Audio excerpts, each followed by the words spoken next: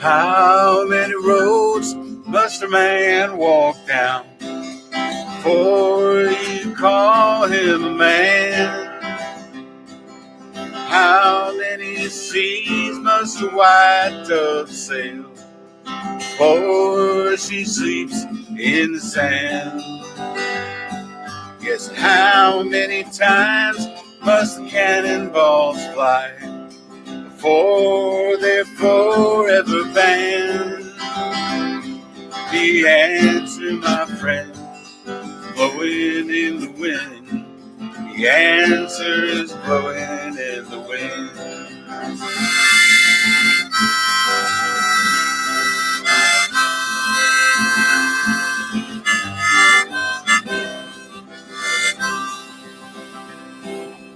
How many years can a mountain exist before it's washed to the sea? How many years can some people exist before they're allowed to be free? And how many times can a man turn his head and that he just doesn't see? The answer, my friend, blowing in the wind. The answer is blowing in the wind.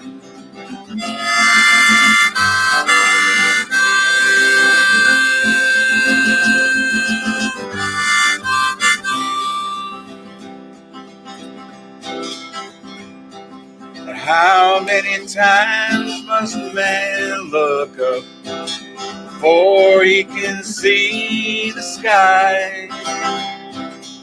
How many years can some fun man have before he can hear people cry? How many deaths will it take till he knows too many people have died? The answer, my friend, blowing in the wind. The answer is blowing in the wind.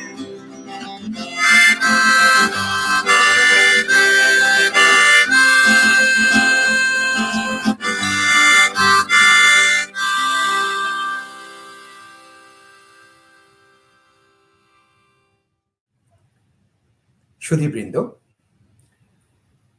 জন ভ্যান্ডারহাইডের কণ্ঠে Bob ডিলানের সেই অমর সঙ্গীত blowing in the wind শুনতে শুনতে আমাদের মনে হলো যে আমরা যদি সেই সময় আন্দোলনে অংশ নিয়েছেন এমন কাউকে আপনাদের সামনে নিয়ে আসতে পারি তাহলে কেমন হয়।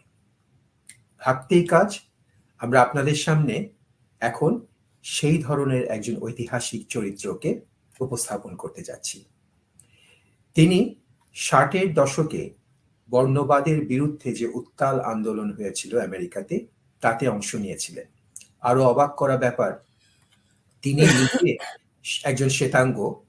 এই যে বর্ণবাদের বিরুদ্ধে কালোদের দমিয়ে রাখার যে অসম আন্দোলন, তার বিরুদ্ধে তিনি সোচ্চার হয়েছিলেন।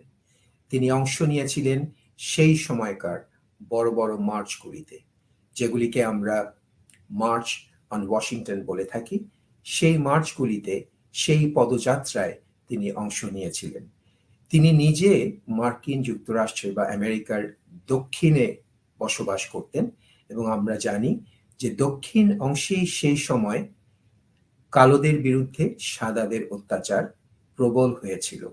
সেই জায়গায় থেকে তাদেরই বিরুদ্ধে, তার স্বগোত্রীয়দের বিরুদ্ধে রুখে দাঁড়ানো একটা অসাধারণ কাজ বলে আমরা মনে করি। আসুন আমরা পরিচিত হই আমাদের আজকের পরবর্তী যিনি রয়েছেন অতিথি, তার সাথে। তার বয়স 86 বছর হলেও তিনি মনের দিক থেকে 20 বছরের একজন তরুণ। Although he is 86 years old, do not be confused, he is 20 years old. Let's welcome Reverend Roland Cole from Texas. Hello. Reverend Cole, yes, hello. Welcome to the show, to Shopnoghuri or Dream Kite. It's an honor for us to introduce you to our audience and talk about 1960s American civil rights movement. We'll come to all the aspects and your participations in the civil rights movement. But let me introduce to our other guest in the frame.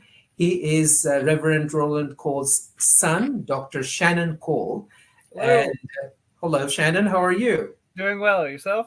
I'm fine. Thank you so much. And thanks also to help us in the program and to help your dad in moving forward to the program and going ahead with the program. Absolutely. Happy to help. Just let me know anything you need. I couldn't have done it without him. Yeah. Okay. Reverend Cole, I see Dr. Martin Luther King at the back. So I will introduce you to my audience, but let me ask you first questions. Historical figure behind you, Dr. Martin Luther King, and I also see a medal. What are these about? The medal was given to me by my seminary. I was one of 11 seminarians who responded to Dr. King's call for the religious of America to come and help him in Selma after that bloody massacre that took place on Pettus Bridge there in Selma, Alabama. So 50 years later, they gave us an Olympic-looking medal for showing up, and it had a great program event all built around it too, with Jesse Jackson giving a keynote address. Dr. King, you know, was the nonviolent, militant but nonviolent civil rights movement, which was most effective in bringing about change, was led by the SCLC, the Southern Christian Leadership Conference of churches and clergymen. And Dr. King was the personification and leader of that group, and they sponsored most of the protest that was so effective in changing America. Okay, thank you. It's great to know that you were motivated during that time, and Dr. Martin Luther King was the inspiration for you as well. I'm going to introduce a little more about your early childhood and everything to my audience, and then I'm coming back to the questions. প্রিয় দর্শক বৃন্দ, আমরা এখন reverend কোলকে আপনাদের সামনে খুব সংক্ষেপে পরিচয় করিয়ে দিচ্ছি, তার সম্পর্কে বলছি। Reverend Genoa Roland Cole, an 86-year-old Texan, was born in December 23, 1936. So his birthday is coming soon. Happy birthday in advance. He was born in Raccoon Bend, Texas, to Genoa Jenkins and Bobby Bishop Cole. And Conroe, Texas became his hometown when his dad quit working for Humble Oil Company. He got a good education from KG to 12 grades there. He was a charter member of the National Honor Society, always made good grades, and made the highest grades ever in physics. He was also elected Best Musician 3 years. Roland was first chair cornet 3 years, played halftime cornet solos at football games, led choirs and marching the symphonic bands that always made A's and outstanding. Reverend Roland Cole began university in the fall of 1955 and earned his BA degree from the University of Texas, Austin in 1960. He decided to not be a big band musician after Sputnik, but to be a patriotic and serve his country as an engineer. His last year at University of Texas, Roland got his preaching license from his Methodist church and served a 3 churches circuit around Austin, Texas, to see if he could serve churches and keep his integrity. So that is Reverend Cole in short, and I'm sure he's going to fill me in about his early life. What he just mentioned about him, that Roland was among 11 seminarians who responded to Dr. Martin Luther King's plea that the religious of the nation join him in Selma, Alabama, after the massacre of Bloody Sunday on Pettus Bridge.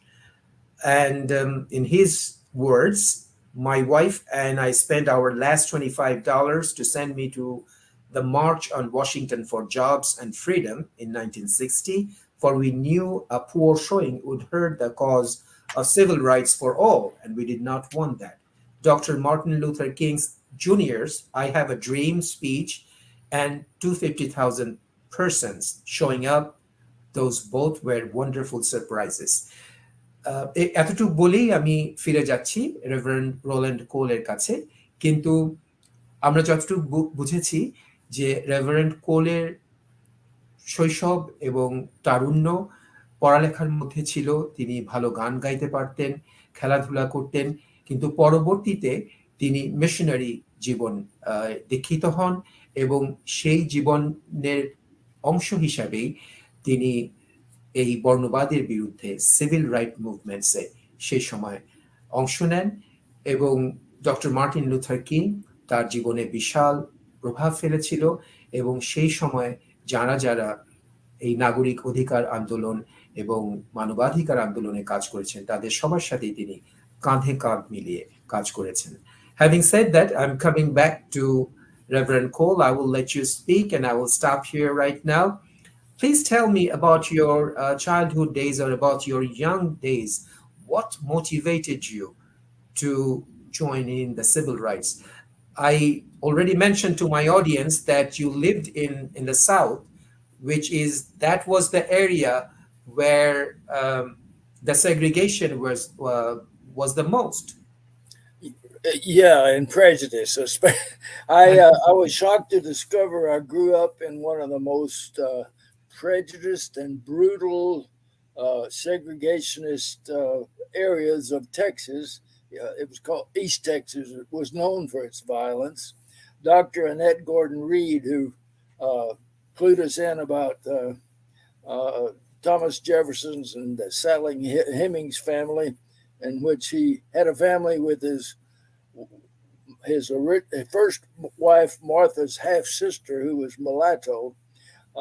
She grew up there in Conroe too, and she confirmed a rumor that was significant to me and horrible about them burning a black man on the courthouse lawn there in Conroe, Texas, where I grew up and where she also went to school. Her family would not even come to Conroe. I'm not sure all the reasons, but they didn't think that they'd heard the rumors, and they probably knew some facts that were still evident then in regard to African Americans. Okay. You might talk a bit about your experiences at the University of Texas and your plan to. I think perhaps this is relevant. I discovered my prejudice for the first time when at the University of Texas at age 20, I looked across a table at the University Commons and saw a black lady who was beautiful, well-dressed, made up. But the fact that she was beautiful was a shock to me. And I discovered my parents didn't teach me, my teachers didn't teach me prejudice or racism, but apparently it was in the air and I caught it because I didn't realize that black women could be beautiful even. That was a shock and a revelation to me. And something so basic made me realize, man, I must have internalized a lot of racism and prejudice and bias that I didn't know about, never dreamed of. So I've been about 61 years since getting rid of my racism and prejudice, discovering it, and then discarding it. It is an everyday process. That's how I got started, and I was a Southern gentleman, and I actually even felt guilty for treating everyone equally there for a while. Which is some more of that ingrained racism that comes not through direct teaching, but I felt like I almost got it by osmosis, or it was in the air or something, you know. Mm-hmm. So then when I think I went back to CTS one Christmas. What is CTS? Sure. What is CTS? Oh, CTS is Chicago Theological Seminary. I had 2 great years of education at Perkins School of Theology and SMU. I followed my church history professor, Dr. Franklin Nattell, who was a pioneer in the peace churches also religious liberty. And but when I went back one Christmas, I went through Mississippi to make sure the reports were true, and it was true. A lot of black churches were burned and raised, ruined, decimated, because they had served as meeting places for African Americans to attempt to get their civil rights in the South. Reverend Cole, which years you are talking about all these burning churches for the blacks? That was in 1963, I believe. Okay. When I went back. Thank you. So let me translate what you just said. Let me summarize it in Bengali. That's my mother tongue for my audience. So you are welcome. Reverend Cole যেটা বললেন যে 60-এর দশকে যে সময় তিনি একজন পরিণত বয়সের যুবক, সেই সময় দক্ষিণ আমেরিকার দক্ষিণ অংশে এই বর্ণবাদটা এতই প্রবল ছিল যে একদিন তিনি এক সুন্দরী কৃষ্ণাঙ্গ মহিলাকে দেখেন এবং দেখে তিনি অবাক হন। তার মনে তখন এই চিন্তাটা কাজ করে যে কৃষ্ণাঙ্গ বা কালো মেয়েরাও কি এত সুন্দর হয়? আপনারা বুঝতে পারছেন যে শ্বেতাঙ্গদের মধ্যে সেই সময় কি ধরনের ধারণা ছিল যে এরা এমনকি এদের মধ্যে কেউ সুন্দরও হতে পারে না, কৃষ্ণাঙ্গরা সুন্দর হতে পারে না। তো তার মধ্যে এই বিবেকবোধটা জাগ্রত হয় তখন, এবং সে তখন অ্যাপ্রিসিয়েট করে যে আচ্ছা, তার মানে কালোদের মধ্যেও এরকম সুন্দরী কেউ রয়েছেন। সো সেগ্রিগেশনটা কতটা প্রবল ছিল সেই সময় সাদাদের মধ্যে। আরেকটা জিনিস তিনি বললেন, 1963 সালের দিকের ঘটনা, তার যতদূর মনে পড়ে, যে সেই সময় কৃষ্ণাঙ্গদের জন্য বা কালো মানুষের জন্য যে চার্চগুলো ছিল, যে প্রতিষ্ঠানগুলো ছিল, ধর্মীয় প্রতিষ্ঠান, উপাসনালয় যেগুলো ছিল, সেগুলো সাদারা জ্বালিয়ে দিত, এবং সেটাও তিনি চাক্ষুষ দেখেছেন, এবং সেটাও তার স্মৃতিতে এখনো ভাস্বর হয়ে আছে। তো দক্ষিণে থেকেই তিনি এর বিরুদ্ধে নিজের সাদা চামড়া হয়েও তিনি রুখে দাঁড়িয়েছিলেন। Now we will take our audience to a very brief documentary on 1960s movement, civil rights movements, introducing 1960s civil rights.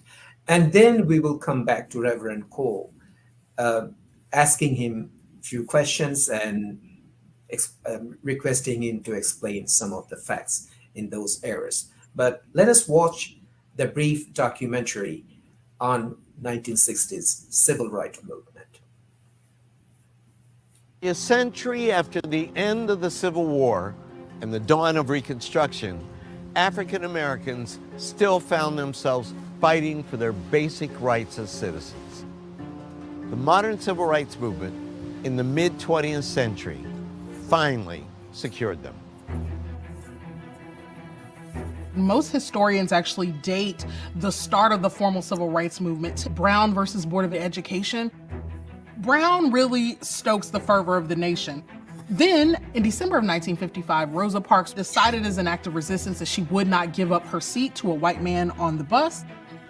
Rosa Parks' deliberate act of resistance led to a bus boycott that thrust into the limelight a young preacher with a PhD. He would become one of the movement's most charismatic leaders. His name was the Reverend Dr. Martin Luther King Jr. One of the most iconic moments is the March on Washington in 1963, led by Martin Luther King Jr. 200,000 people converge on the nation's capital to rally for civil rights. They come united in one cause. One day right now in Alabama, little black boys and black girls will be able to join hands with little white boys and white girls as sisters and brothers. I have a dream today. This becomes visualized on the news and begins to change the way that Americans are starting to think about the civil rights movement. As the civil rights movement attained greater visibility, it was often met with increased brutality and violence. Yet in the midst of so much sacrifice and heartbreak, the work of civil rights activists began to bear fruit. In 1964, President Lyndon Johnson signs the Civil Rights Act of '64, and that's designed to desegregate businesses and government employment. And then in 1965, President Johnson signs the Voting Rights Act of '65. The passage of the Voting Rights Act was a monumental victory for African Americans. Tragically, just 3 years after it was passed, Dr. King would be assassinated. Many feel, looking back, that the movement died that day. But in fact, the movement took on new forms and continued. And it must continue today, as important victories such as the Voting Rights Act are under attack. Until we deal with the fact that the backlash is often made possible not just by the other side growing in power, but by those who claim to care about equality losing their own resolve, there will be moments of this cycle happening over and over again.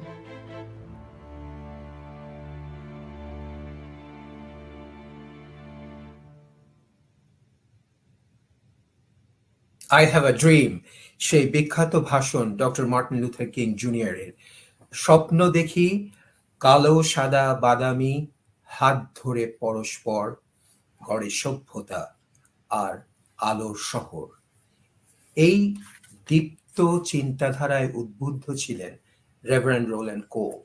আপনারা documentary যে সময়কাল, যে প্রেক্ষাপটটুকু আপনারা দেখলেন, সেই সময়কালেই reverend Roland কোল যুদ্ধে নেমেছিলেন বর্ণবাদের বিরুদ্ধে। আশা করি আমরা এই ঐতিহাসিক ব্যক্তিত্বের অবদানটুকু আপনাদের কাছে তুলে ধরতে পেরেছি এই ডকুমেন্টারিটা দেখিয়ে। Coming back to Reverend Roland Cole, we just showed the documentary to our audience, and I was just mentioning to my audience that you are one of those who took part in those movements during that era. Maybe not that particular Million Men March in Washington, but some other marches, other big marches. You are the one who participated, right? You are the one who participated in many marches. I was at the original March on Washington in 1963, and 58 years later, I attended another March on Washington for the same reasons, and also to call attention to the Donald Trump Republican threat to our nation, one of the direst we've ever faced, and we're still facing it right now. You are a brave man. Even today, if anything, for a great cause, I'm sure you will just go on the street and march for some great cause, right? Any prejudice or any kind of... Why not? I'm a patriotic American, and I believe in civil rights and human rights for everybody, and especially American citizens. You know, every American citizen should have the full and free exercise of their constitutional rights. And since about 3 months before Obama was elected the last time, the Republican Party has been suppressing civil rights and democratic rights and voting rights in various ways. They've increasingly added to their legislative ways of keeping people from voting so they can win. And now they're even doing legislative state maneuvers so they can win when they lose, because they control they're going to be controlling power positions that make important decisions. So our nation is under threat. Okay, but I would like to hear more about those days when you were participants in those marches. Good. What were the feelings? What were the feelings of the people, of your co-comrades, if I put it in that way? Or how did people from all over the country gather together and just for a great cause? How did you get together, and how did you preach? You had your own job, you were a missionary, but how did you also be a part of these great movements? I'm not fully sure what you're asking. I was finishing up seminary. I asked for an area of rapid transition so I could minister well in Texas in the future, and they put me in a integrated Mennonite church as youth director in a 98% black ghetto. So I got to learn about the peace church traditions And then there were more blacks in Mississippi, in Chicago from Mississippi than in Mississippi, some people said. And so I got to learn a lot about the African-American black church traditions also. And as you mentioned, my wife and I sent me because we didn't want the original March on Washington to be a failure and by poor showing, and we were afraid that would happen. So we spent our last $25 to send me there to help it be a success. And it turned out to be a resounding success.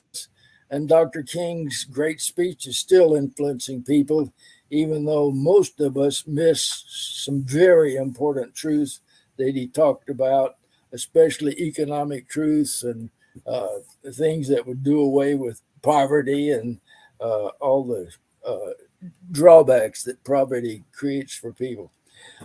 So I'm not sure I've answered your question. No, you did. And I'm also more curious for our historical purposes to get some more information about the segregations in 1960s, the segregations and the fight to end the segregations, and how people all over America, and especially the people at the South, people like you participated. What were the situation? I mean, how did you interact with the black people in those days, or African-American people in those days? Well, I'm not sure what you're saying. There were black African-Americans in my seminary, and then the interactions. I'm just asking the interactions and how that interactions were took into shape, and when you started working against it, like to get away from the segregation, how did it impact the society? When Dr. King gave his call, I showed up, and Yes. I was surprised. It was difficult for me to make a decision that I would not fight back if I were struck, and if I were, being hit with a billy club or run over by horses like the people on Pettus Bridge. But I made that decision, and then I was clear that I could be nonviolent and be a worthy member, so to speak, of the nonviolent civil rights movement. And sometime during this program, I'd like to tell what I consider the most important aspects of the civil rights movement led by Dr. King and the SCLC, if that's okay. What is the SCLC? It's Southern Christian Leadership Conference, and it's of churches and clergymen, and it's that group that sponsored the rallies and protests led by Dr. King. He was the personification and spokesman for the group generally, and they led the big, and I consider the most important aspect of the civil rights movement, which was love-based, nonviolent, militant, but not aggressive, other than just protesting for all people's rights, constitutional and citizens' rights, and that love was in the leadership. It was the motivation and the inspiration behind all of this. And this civil rights movement didn't just care for getting African Americans' rights, but they cared about the soul of America, and they cared about the prejudiced, hate-filled, evil Southerners that led these brutal protests when we would peacefully stand up for all people's rights. And some people were converted, and they saw the beauty and the Christianity of the SCLC and Dr. King's witness and actions. But there were a lot of the Southern white prejudiced people who never changed. They continued to fight and brutalize people just for peacefully standing up and protesting that all Americans should enjoy their constitutional and civil rights. So a great thing happened when when Dr. King and the movement were able to help people watching TVs discover the brutality and evil of the Southern leadership's fight against equal rights for all people. And that gave a very dedicated and skilled leader in Dr. Lyndon Baines Johnson and a bipartisan Congress to pass the 1964 Voting Rights Bill and the 1965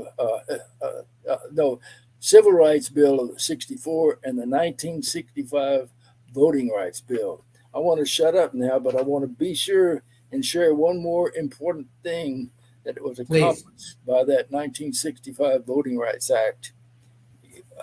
You want it now? Yeah, but I want to summarize to my audience what you just said very briefly. Very good.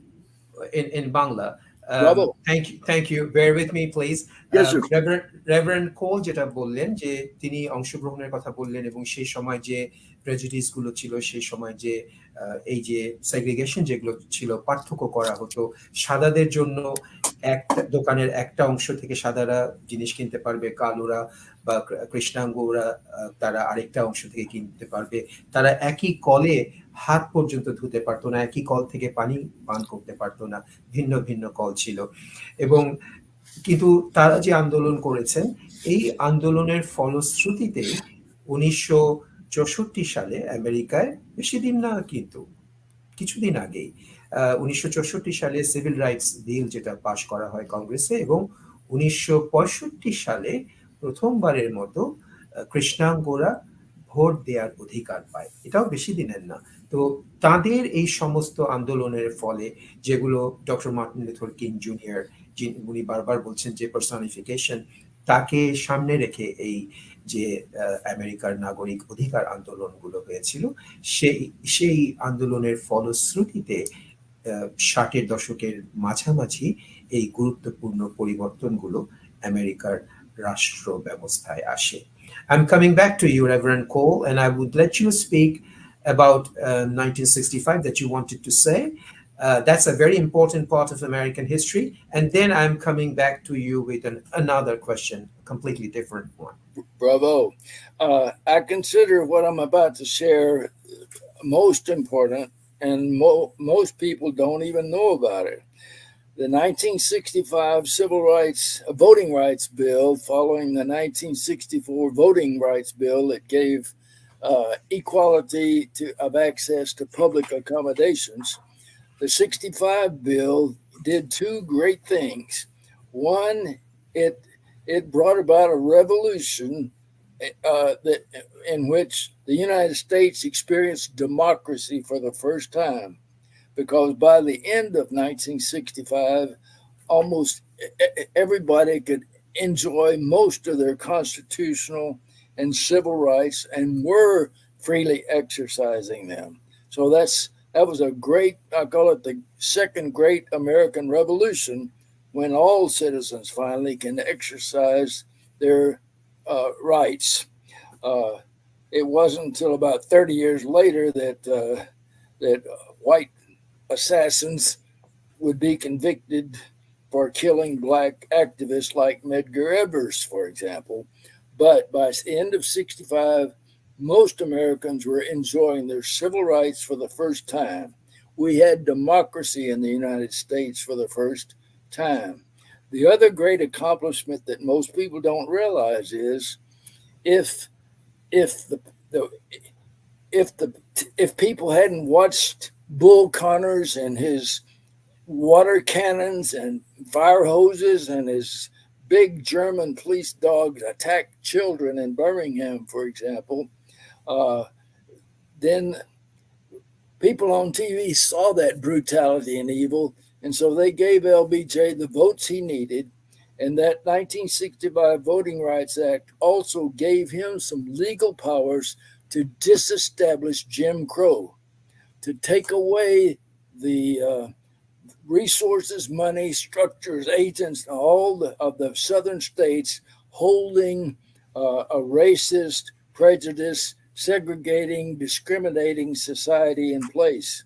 And so Jim Crow was killed for a while anyway, by the 1960 Voting Act and the dedication and skills of LBJ and his leadership to bring about a bipartisan agreement on the voting rights bill that lasted for many years until some Republicans, so-called Republicans, right-wingers, started taking away and suppressing the rights of people again.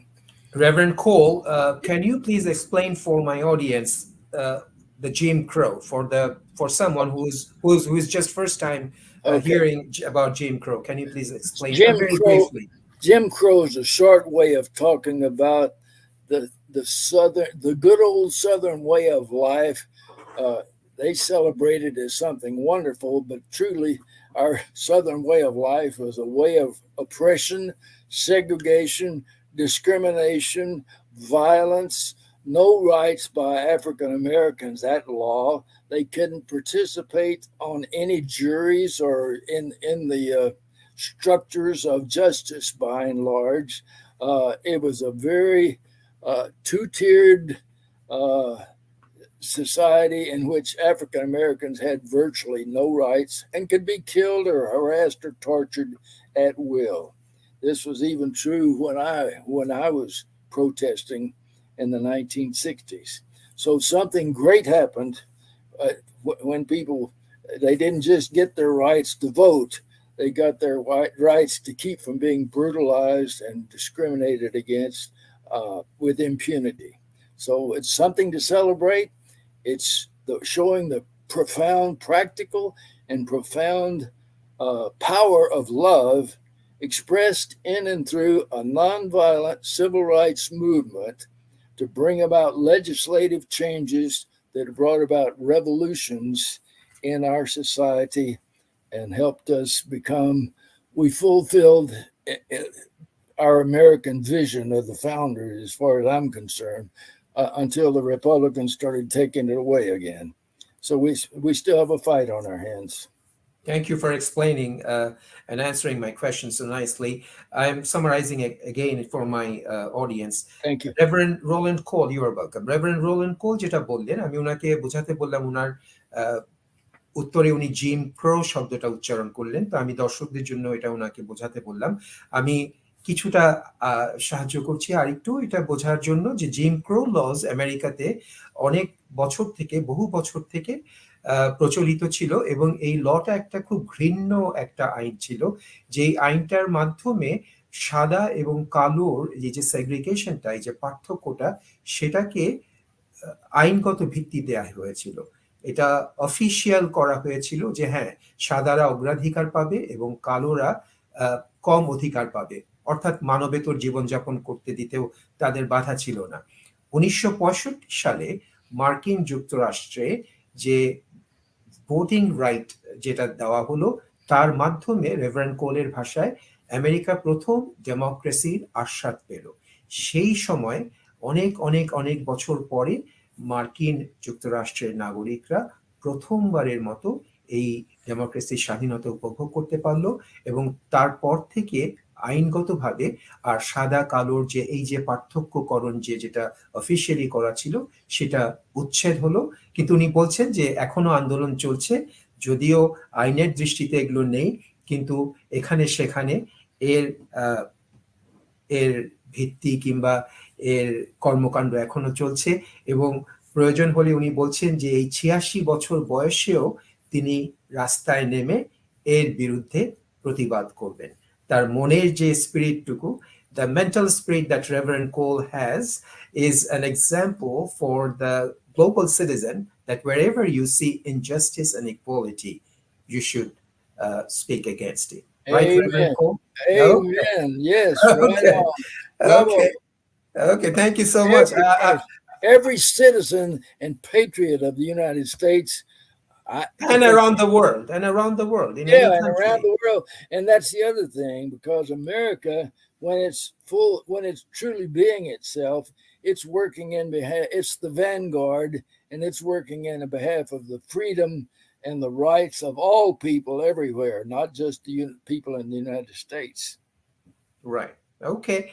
Thank you so much. And towards the end of your explanation, you mentioned the term or the word Birmingham.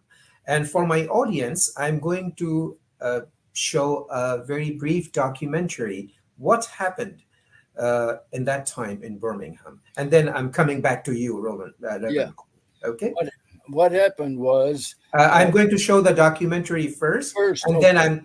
then I'm coming back to you. Very good. Thank you. Okay. Thank you.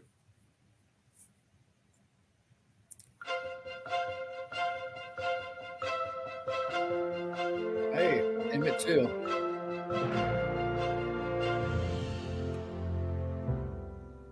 The Birmingham, Alabama Children's Crusade, launched by Dr. Martin Luther King and the Southern Christian Leadership Conference, also known as SCLC, brought national and global attention to the civil rights struggle in the United States. On May 2nd, 1963, Black children who were trained in nonviolent tactics walked out of their classes and assembled at the 16th Street Baptist Church to march to downtown Birmingham. More than 700 children protesting racial segregation were arrested, blasted with fire hoses, clubbed by police, and attacked by police dogs. On May 3rd, 1963, hundreds more children began to march. Commissioner of Public Safety Eugene Bull Connor ordered police and firemen to attack the children with high-pressure hoses, batons, and police dogs. Images of the children being brutally assaulted by the police appeared on television and in newspapers across the country and world, provoking global outrage. Dr. King was also jailed during those protests, and in response to criticism, wrote his famous letter from a Birmingham jail. The United States Department of Justice soon intervened. The campaign to desegregate Birmingham ended on May 10, 1963, with an agreement that SCLC would halt demonstrations in exchange for city officials releasing the jailed protesters and desegregating downtown stores. A week and a half later, the Birmingham Board of Education announced that all children who participated in the march would be suspended or expelled from school. A federal district court upheld the ruling, but a U.S. Court of Appeals reversed that decision.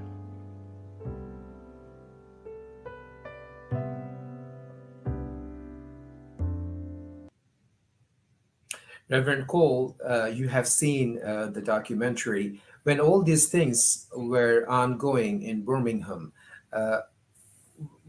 what were you doing?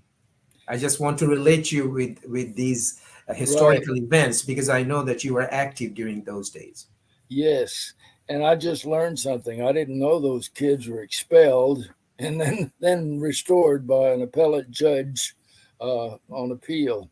It was a very influential time, because when people saw the brutality and evil of the Southern response, they gave LBJ more votes to pass the voting rights legislation of 1965.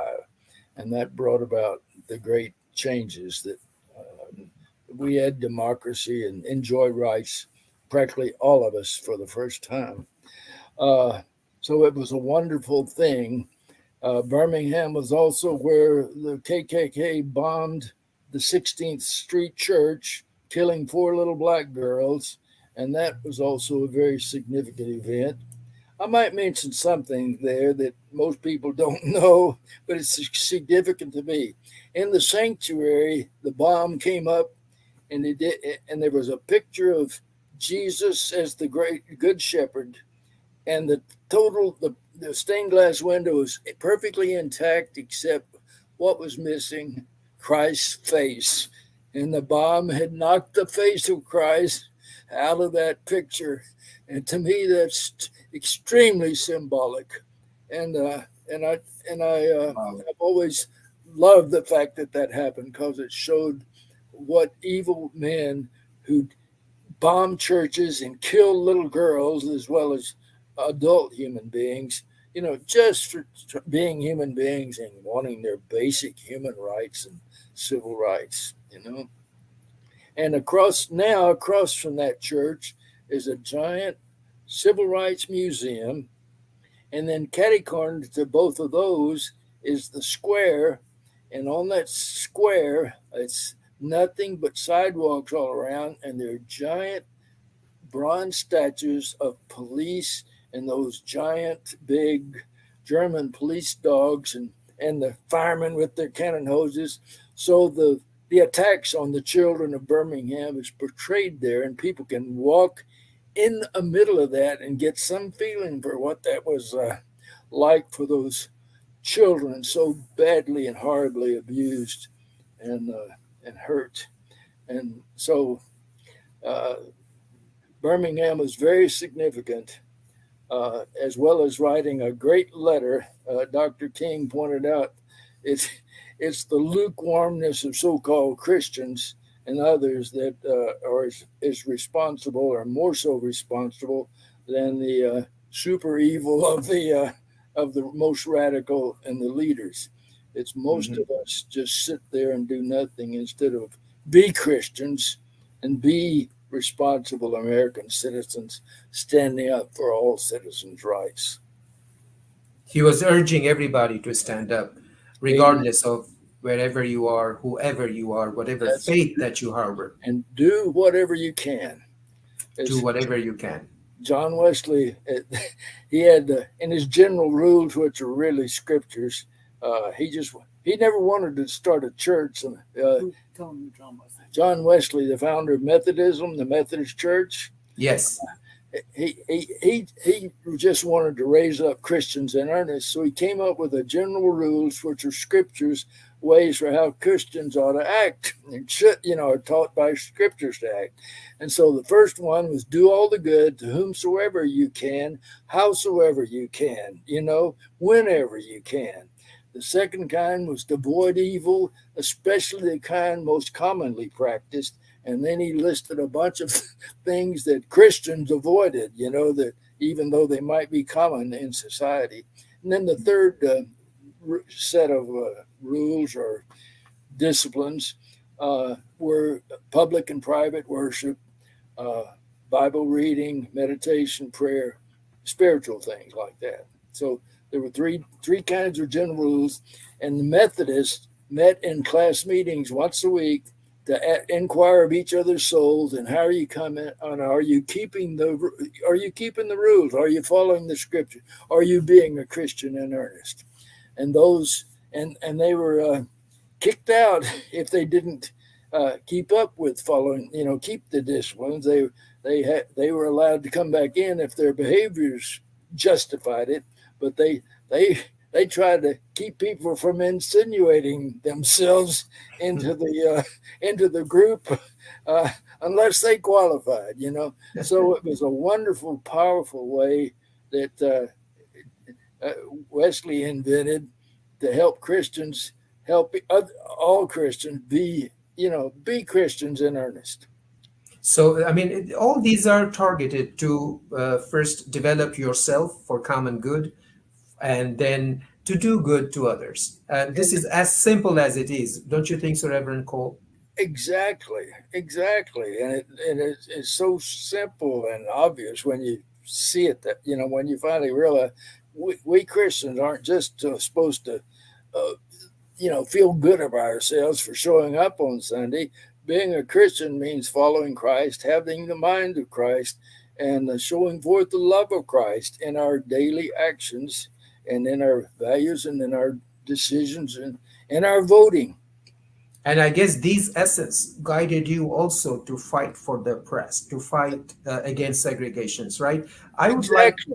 And the SCLC, what is it? It's a Southern Leadership Conference, Southern Christian Leadership Conference of churches and clergymen, pioneering and nonviolent, loving, but militant protest, not accepting the evil in society that's so rampant, but peacefully protesting it and being willing to even be abused, tortured, or killed because of it. The nonviolent, yes, go ahead. Sorry for the interruption. We're called to be the Mennonite Anabaptist peace churches always believed in following Christ and the Sermon on the Mount, so they'd rather suffer evil than do it. And they were killed back in the earlier, a few hundred years ago, by not just Roman Catholic establishments, but also by the Lutheran and other Protestant establishment churches too. And the peace churches thought the state has no business making decisions for churches. Only church members do that. And when America got established, our religious liberty ensured that for everybody. And no longer did the state take up taxes and support particular ministers and denominations and require worship and practice according to one person's mode. Finally, the churches and this political covenant, there wasn't a wall. It was just the covenants were separated. And so people that are Christians made up the decisions for the churches, and it had nothing to do with the state. It was so religious liberty, that was the term. I would like to ask one question to Dr. Shannon Cole. He has been kindly helping us to this program. Dr. Shannon Cole, we are, or you are in particular, as a son of Reverend Roland Cole, are the beneficiary of the democracy and of all these movements that he and his colleagues did during that time. That was a very brave act, being in a southern state and talking against segregation. So how do you feel about Dad's contribution, your dad's contributions, and all these things that we take for granted nowadays? You take. I'm very proud. I mean, to be perfectly frank, growing up in Texas, in that part of the world, you know, I growing up in the household that I did, I'll put it to you this way: I think I take it for granted because with our generation, you know, these issues do exist, but I'd say we're much more open-minded and accepting. You know, we don't see the same. I would argue we don't regularly. Actually, I don't know. It's a complicated answer. That's the truth of it. No, did I ask you a very complicated question? I've never actually answered this question before. I think the first part I would say is I didn't look at the people. Yeah, I'm thinking. Excuse me. I think that still guides you. The first part is when you talk about these things, it seems so far removed, despite current civil turmoil, despite the fact that people are literally, you know, still being killed, and as you well know, with the BLM movement and whatnot, there are all sorts of civil unrest going on right now. So the problem hasn't ended, but the 1960s, it seems so long ago, and you realize it's not actually that long ago, and you realize the problems haven't really stopped. It's just that it's these policy movements that actually codify rights that it's just people are having to fight bit by bit. How do I feel about it? I'm proud and I'm happy that he did it. I feel like I'm not articulating myself well. Maybe you are emotional sitting next to your dad, a historical figure. No, I'm flustered. I wasn't prepared. And this guy, Dr. Cole, is one of the most articulate persons. I know him. So this is a real shock. So yes, one single question. I think my answer is I'm proud that he did it. I've been hearing about it my whole life. So I think I take it for granted, if that makes sense. It's not that it isn't significant. It's that it's normal. So what? Yeah. And I realize the repercussions of it to a degree. But as I age, I realize the significance of it more and more. And then as you turn on the news and you see civil unrest and you see people still fighting for their basic civil rights, you realize the fight didn't end, it just transformed, and that every inch of ground that was fought for, it was hard earned with blood, sweat, and tears. And it has to be, that was a big shock to me. I thought we solved those problems and we could go on to others. But a lot of racism and racists are making sure that, no, we're having to fight just to keep what we achieved. And we've lost some of it. We lost a lot of the civil rights in a recent court decision. And Which one? I don't remember the name of it, but it just happened the last month. And then, and I was about to, we've also lost a lot, Chief Justice Roberts gutted the voting rights bill. He took Section 5 out, so Southern states no longer have to get permission of the Department of Justice before they promote legislation. So as of the next day, the Southern churches are promoting and passing racist legislation again. So we're having to refight the whole thing practically. But at least, so what we have is a high water mark in which we achieved, and now we're falling far short of our American vision that was bequeathed to us by our founders, and that we achieved through an amendable constitution and so much effort and work. And it looks like, and I used to think, well, we could pass certain things and have that and then move on to something else. But it looks like we have a continual fight on our hands just to achieve basic rights for ourselves and all other citizens of America. And it looks like it ain't going to be over in my time. And I don't think Shannon's either. So Americans need to get with it and start being true Americans, and the Christians especially ought to start living that practical, profound Christian love that works miracles. Thank you, Dr. Cole, Reverend Cole. And I really like the last phase of our three-way conversation, the father and son and myself. And he's a beautiful guy. He is. And you should be proud of him, and he's proud of you. And I'm still, one doesn't get rid of all of his prejudice, even if he works at it for 60 years and 61. And this kid just grows up being beautiful naturally, and I love seeing that. Thank you. These are such beautiful words. I'm sure the words that you just mentioned to Shannon in front of him are priceless, and he will carry this throughout his life. And one thing that I must say out of your conversation, that you paved the path for folks like Shannon, and still there are daunting tasks to do in future. You are, or people like you, led by Dr. Martin Luther King Jr., are the lighthouse at the beacons, and so that you can guide them that, well, we did this, and if you see an injustice, you can do this either. So the courage and the essence that you put in these generations, in this generation, that was amazing, I must say. We are almost towards the end of our conversation interview. I could go on and on with you, Reverend Cole. It is an honor for me to interview a historical figure like you are in American history. But would you like to say something to my audience, your last words, your last piece of advice, or anything that you like to say? Wow. I think I've already said it. And I understand this is going to a world audience, not just United States people. Yes, it is going to world audience. Yeah. So I'm probably not up to it, to doing it justice. But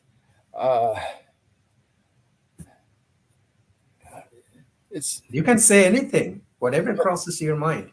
Well, it's just if people would just live their Christianity, or if American citizens would just wake up and realize the gift we were bequeathed by our founders and make that real for everybody, we wouldn't be having all these problems,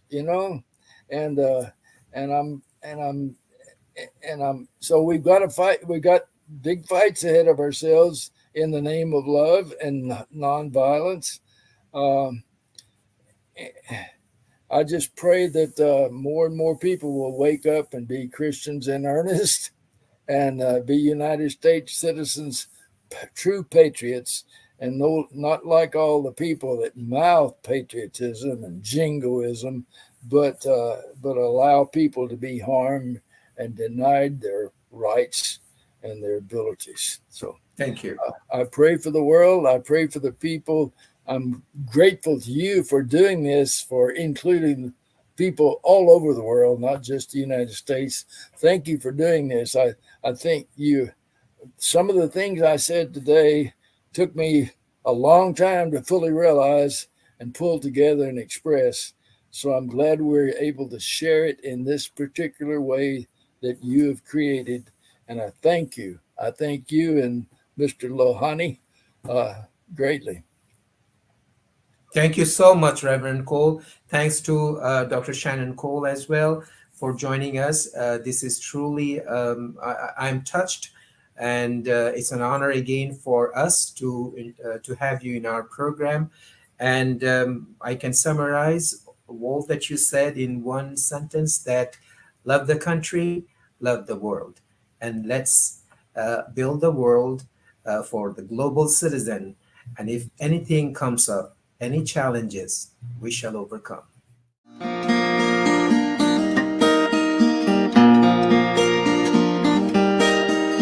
We shall overcome. We shall overcome. We shall overcome someday. Oh, deep in my heart, I do believe we shall overcome someday. We'll walk hand in hand. We'll walk hand in hand. We'll walk hand in hand someday. Deep in my heart, I do believe we'll walk hand in hand someday. We will live in peace. We shall live in peace. We shall live in peace someday. Deep in my heart, I do believe we will live in peace someday. We are not afraid. We are not afraid. We are not afraid today. Deep in my heart, I do believe we will not afraid today. We shall overcome. We shall overcome. We shall overcome someday. Deep in my heart, I do believe we shall overcome someday.